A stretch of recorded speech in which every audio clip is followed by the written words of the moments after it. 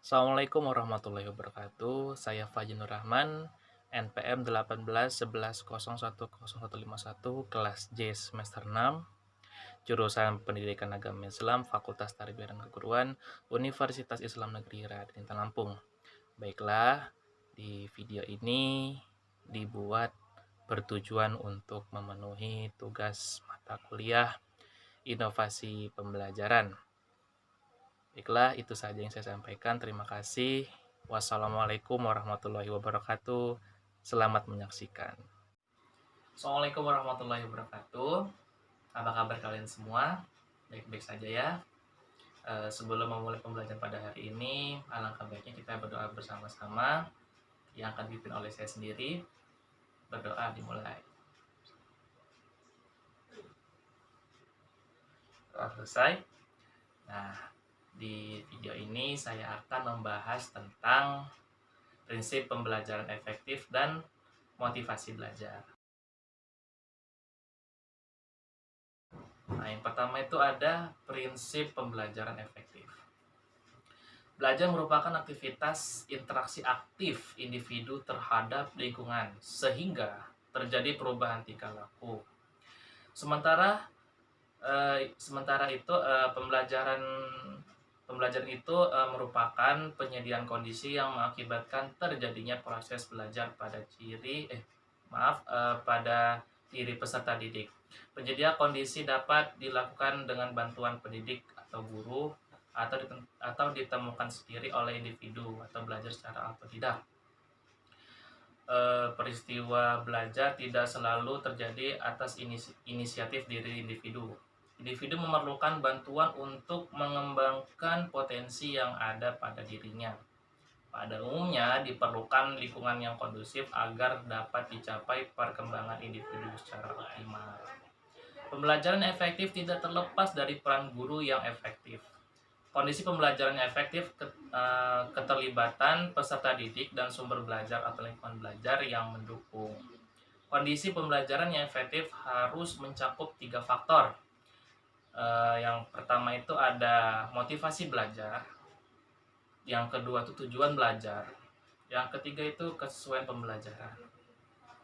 Dan hal yang perlu dipertimbangkan oleh guru adalah prinsip belajar efektif, yaitu yang pertama, peserta didik akan belajar dengan baik jika mereka siap untuk belajar. Yang kedua, belajar akan lebih kaya jika materi ajar digunakan atau diterapkan. Yang ketiga, peserta didik akan belajar dengan baik jika pengetahuan yang dipelajari bermanfaat. Yang keempat, pembelajaran yang berhasil akan merangsang peserta didik untuk belajar lebih lanjut. Efektivitas pembelajaran tidak terlepas dari aktivitas yang berkualitas dalam perencanaan, pelaksanaan, dan evaluasi yang dilakukan oleh guru. Dan oleh sebab itu, guru seharusnya memperhatikan elemen-elemen penting sebuah desain pembelajaran. Yaitu yang pertama, kejelasan tujuan pembelajaran, di mana tujuan pembelajaran harus ditentukan oleh guru dan sebaiknya disampaikan kepada peserta didik. Yang kedua, kegiatan pembelajaran efektif. Yang ketiga, latihan terbimbing. Dan yang keempat, pengecekan pemahaman atau evaluasi. Pelaksanaan pembelajaran efektif tidak terlepas dari peranan guru yang efektif dan suasana belajar yang mendukung. Beberapa karakteristik penting guru yang efektif adalah sebagai berikut. Yang pertama, selalu memiliki persiapan untuk melakukan proses belajar mengajar atau disebut dengan PBM. Guru ini menguasai materi dan memahami cara mengajar sesuai dengan karakteristik peserta didik agar mereka dapat menguasai bahan ajar. Yang kedua itu bersikap positif, dalam artian selalu optimis sebagai guru dan menghargai peserta didik. Yang ketiga, memiliki kemampuan bertanya, baik dari segi struktur dan rumusan pertanyaan. Yang keempat, memahami karakteristik peserta didik, yakni mengenal fisik, emosi, intelektual, dan kebutuhan sosial mereka.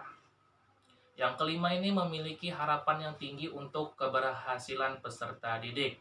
Yang keenam, kreatif dalam mengajar dan menggunakan berbagai upaya untuk meningkatkan efektivitas pembelajaran.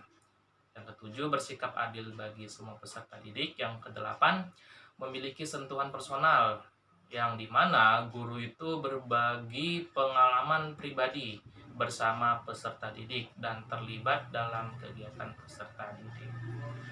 Yang kesembilan, menumbuhkan perasaan memiliki, yakni membuat peserta didik merasa nyaman di kelas dan merasa bahwa guru senang dengan kehadiran mereka.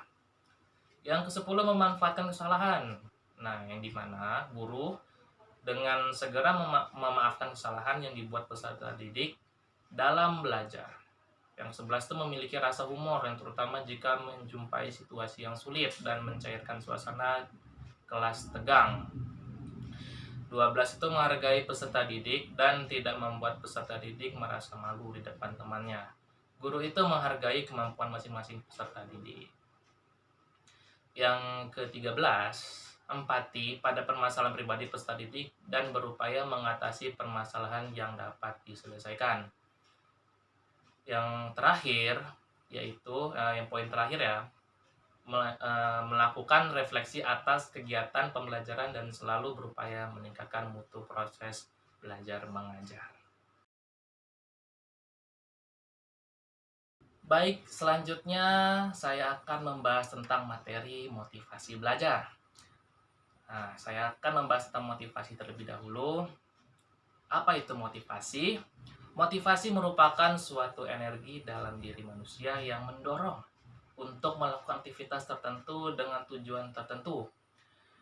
Motivasi belajar ini yaitu segala sesuatu yang dapat memotivasi peserta didik atau individu untuk belajar.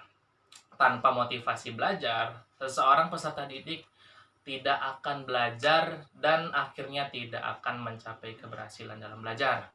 Ada dua jenis motivasi dalam belajar, yakni sebagai berikut. Yang pertama ada motivasi ekstrinsik dan motivasi intrinsik. Maksudnya motivasi intrinsik. Nah, yang saya bahas pertama adalah motivasi ekstrinsik. Apa itu motivasi ekstrinsik?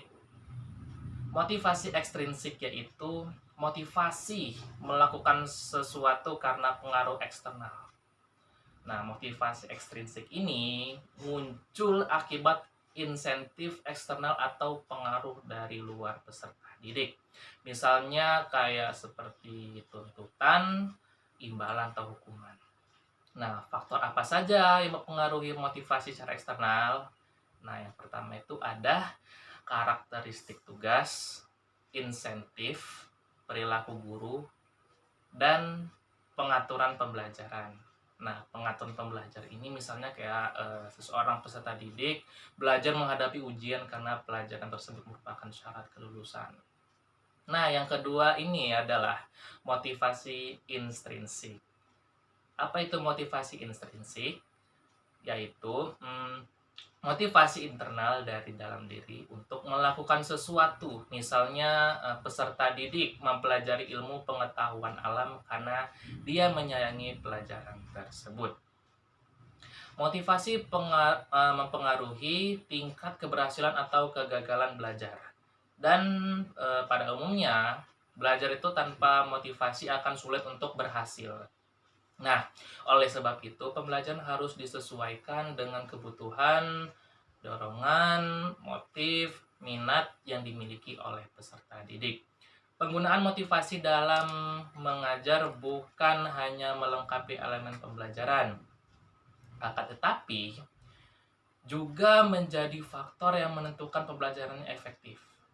Memotivasi bukan sekedar mendorong atau memerintahkan seseorang untuk melakukan sesuatu, melainkan sebuah seni yang melibatkan berbagai kemampuan dalam mengenali dan mengelola emosi diri sendiri dan orang lain. Motivasi merupakan kondisi yang menimbulkan perilaku, mengarahkan perilaku, atau mempertahankan intensitas. Motivasi belajar dapat dilakukan dengan meningkatkan perhatian atau disebut dengan attention, relevansi, kepercayaan diri atau disebut dengan confidence, dan kepuasan atau disebut dengan satisfaction dalam belajar.